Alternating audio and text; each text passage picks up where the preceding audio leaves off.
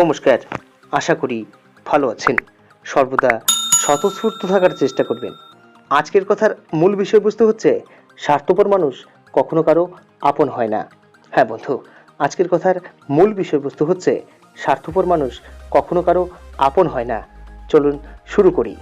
প্রথমত, একজন স্বার্থপর মানুষের কাছে সম্পর্কের কোনো মূল্য নেই। তারা ভালো করেই জানে যে নিজ স্বার্থের জন্য কখন কাকে কিভাবে ব্যবহার করতে হবে এবং স্বার্থ শেষ হলে তাকে কি করে ইগনোর করতে হবে। দ্বিতীয়ত, চিনি আর লবণ যেমন দেখতে একরকম, ঠিক তেমনি একজন স্বার্থপর মানুষ আরেকজন ভালো মানুষ দেখতে পুরোপুরি এক।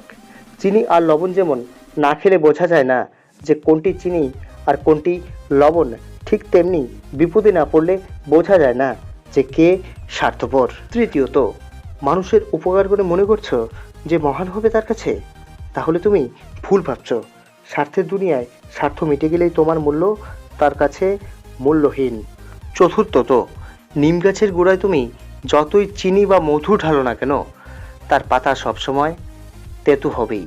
ঠিক তেমনি স্বার্থপর মানুষ স্বার্থ ফুরিয়ে গেলে তোমাকে ছুঁড়ে ফেলে দেবে।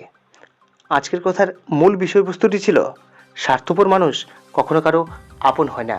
যদি আমার কথাগুলো আপনাদের ভালো লেগে থাকে তাহলে আমার চ্যানেলটিকে আপনারা লাইক করবেন, শেয়ার করবেন, অবশ্যই সাবস্ক্রাইব করে নোটিফিকেশন বেল আইকন অন করে দেবেন পরবর্তী ভিডিওর নোটিফিকেশন পাওয়ার জন্য।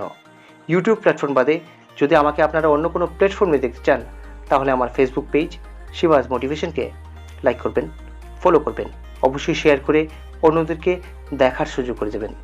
ধন্যবাদ। নমস্কার।